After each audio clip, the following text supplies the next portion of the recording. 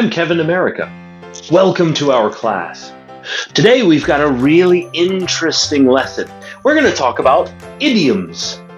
Idioms are a fascinating, a very interesting part of every language. But what is an idiom?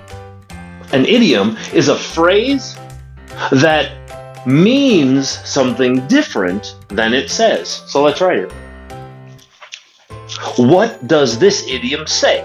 It says, "It is raining cats and dogs." So what am I really saying?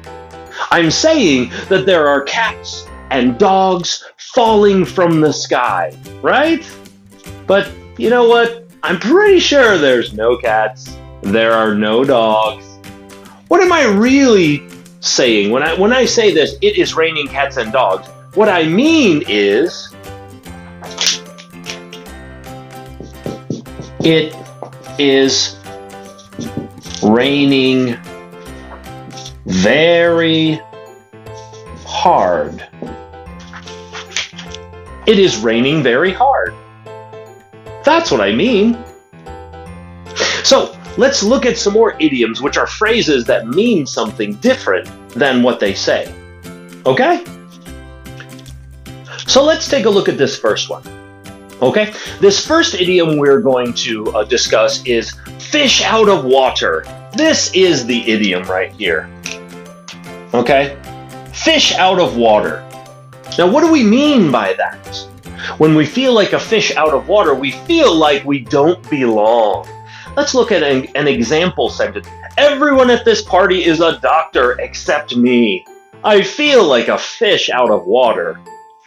Everyone is talking about things I don't understand. I really don't feel like I belong here. Like a fish out of water. So, this one is a good example of an idiom perhaps you have never heard before.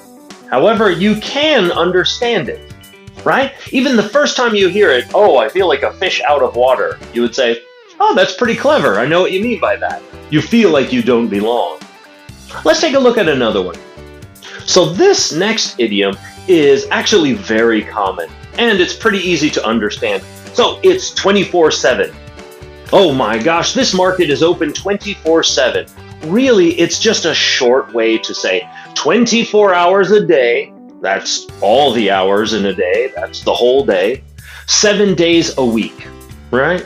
So really what we're saying is, whatever is 24/7, it never stops. Whatever it is, it always goes and goes and goes, and it never stops. 24/7, right? So this market is open 24/7. So there are some little, usually mini marts, that you can go to anytime in the day or in the night, and they'll be open 24/7. Okay, so this next one is butterflies in your stomach, or butterflies in his stomach, or butterflies in the stomach. You know, a butterfly.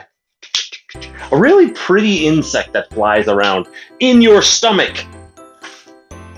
So why do we say this? What is this idiom? It just means you're feeling nervous. Oh man, maybe you're meeting someone important for the first time. Or maybe you're waiting for something that might be good or might be bad. You have butterflies in your stomach, you're nervous.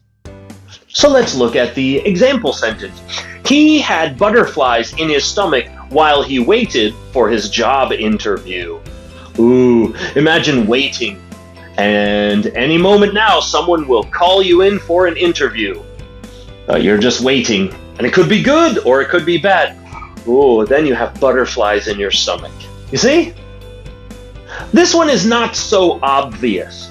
If I just said this in conversation, "Hey, he had butterflies in his stomach," maybe you wouldn't understand what that means. So this one is not as obvious. Let's look at another one. Now this next one comes from an old story. So let's imagine there was a little village and all the people in the village were very nice. But there was one boy who was a shepherd, so he watched the sheep. And every day he went to the pasture and just watched the sheep. But he got very bored. Oh, and he wanted some excitement. So one day he decided he would cry wolf. Wolf! Wolf! Wolf! He said. And all the villagers came running. Where's the wolf? Oh my gosh, are you okay? And he laughed. Ha ha ha ha, that's funny. But he did this 2 or 3 times. And then one day, the wolf came and began eating the sheep. And the boy cried, "Wolf! Wolf!"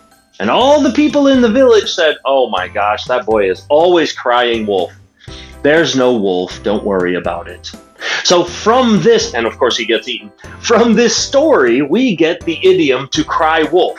And to cry wolf really just means to pretend there is a problem when there is no problem, you see? And we see this a lot with people with different personalities. Let's look at an example. So don't worry about Peter. He always cries wolf. He'll be okay. Perhaps you're at work and Peter says, "Hey, can you help me in here? I can't fix this problem." And you say, "Oh gosh, he always does that. He can fix the problem. He's just bored." Don't worry about Peter. He always cries wolf. He'll be okay. That's an interesting one, right? All right, let's do another one. All right, this one is pretty interesting because if you just understand the sentence structure, then it's quite obvious. So let's look at it. It's easier said than done. When something is easier said than done, it means it's not as easy as it seems. You can say it, "Hey, let's fix that old computer of mine." That's not going to be that easy. It's easy to say. Fixing your old computer is going to be easier said than done. You see? Not as easy as it seems. Okay. All right. So this one is like finding a needle in a haystack.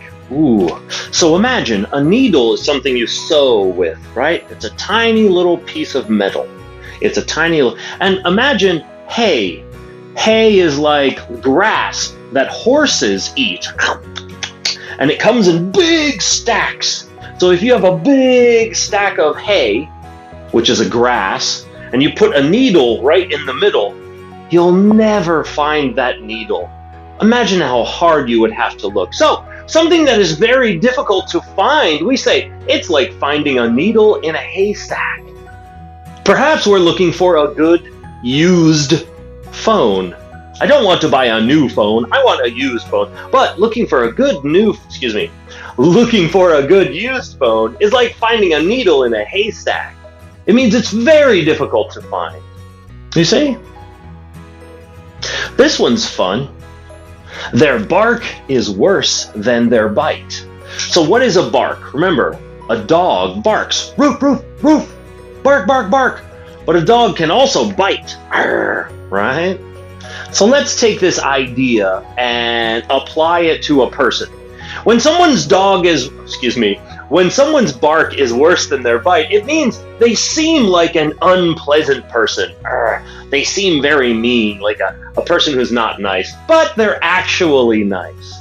They seem like they're not nice, but they are nice. So let's look at a good example of this. My boss seems angry a lot. However, his bark is worse than his bite. He is very understanding. You see, he seems like he's angry all the time, but he's actually quite nice. It's just the way he behaves. His bark is worse than his bite. So let's do another bark one, right? The last one was barking. This one's barking too, but this one is a little different. It's called barking up the wrong tree. And this is a very common idiom. You're going to find this in a lot of TV, movies, just like all of these idioms. And it means you're trying to get something where you can't get it. Maybe you're borrowing money, right? You say, hey, can I borrow $5 to get some gas? And the person you're talking to says, I don't have any money. I'm sorry, you're barking up the wrong tree. Let's look at an example here. We're trying to get something from a source, a place, that doesn't have it. This example is going to be pizza in a restaurant. If you're trying to find pizza on the menu, you're barking up the wrong tree. There isn't any. You see? So barking up the wrong tree simply means trying to find something someplace where it simply isn't. They just don't have it. You see? All right. So great idioms today. I'm Kevin America, and thank you for having a great class with me.